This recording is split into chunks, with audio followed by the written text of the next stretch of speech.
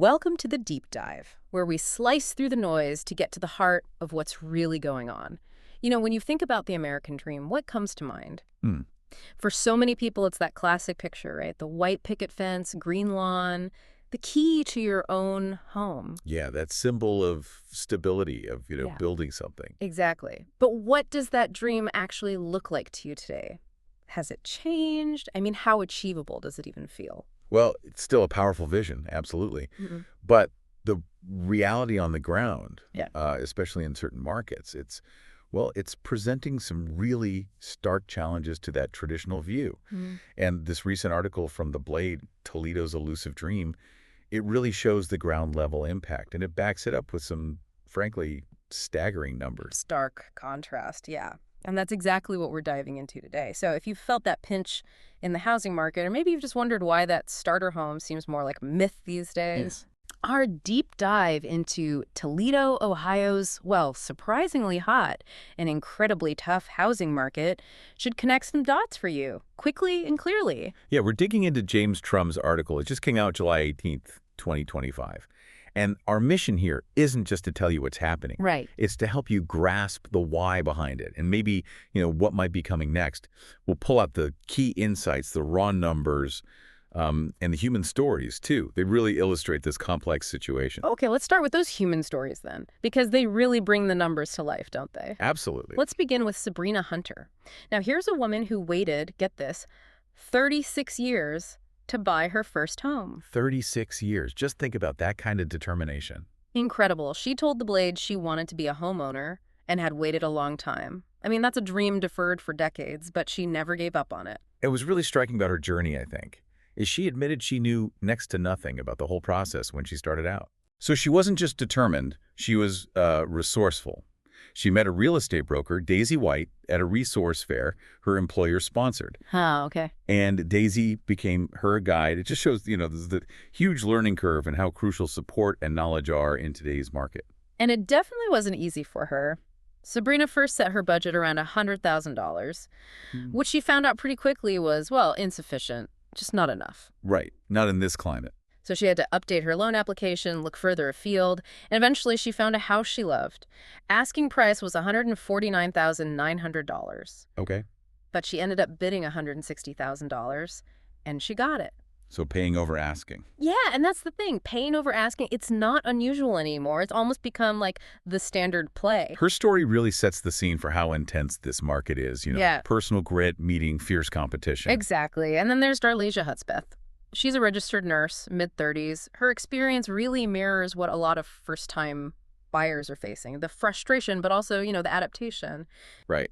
She'd been looking for over a year, and she even moved back in with her mom to save up more for a down payment. A huge sacrifice. Imagine doing that, putting your life on hold just to try and get a foot in the door. But even then, Yeah. she kept getting outbid, sometimes by offers $20,000 or even more above the asking price. Wow. 20 grand over. She called it a long, hard, trying process. Said she was forced to change her expectations and basically downsize what I wanted because the market has changed so much. It's not just about finding a house, is it? It's like you're constantly redefining what home can even be. Yeah. And it raises that question, how do people adapt when the goalposts just keep moving? Well, Darlicia's story shows one way. She learned to play the market, basically on its own terms. She eventually found this blue bungalow. Asking price was $160,000. Okay. She offered $175,000, and her offer was accepted. So another case of going significantly over asking to win. Exactly. It shows that success often means stepping outside those, traditional buying strategies. You have to be nimble and often, pay that premium. It really does highlight that. It's not just financial, it's an emotional marathon. Resilience against setbacks. And I wonder, as you hear these stories, do they ring true? Do they sound like what you're seeing or maybe even aspiring to? Because these personal quests, they're really just the tip of the iceberg in Toledo. And if we zoom out, look at the bigger picture, the numbers from the Northwest Ohio realtors are, well, they're staggering. Comparing June 2024 to June 2025. Okay, what did they find? Closed sales. They soared by 34.3%. Wow. And get this, the total dollar volume involved, It increased by over 51%. 51%. That fundamentally shifts the whole landscape for someone on an average income. Absolutely. And the Yeah. prices reflect it. The median sales price jumped 15.5% to $216,000, Okay.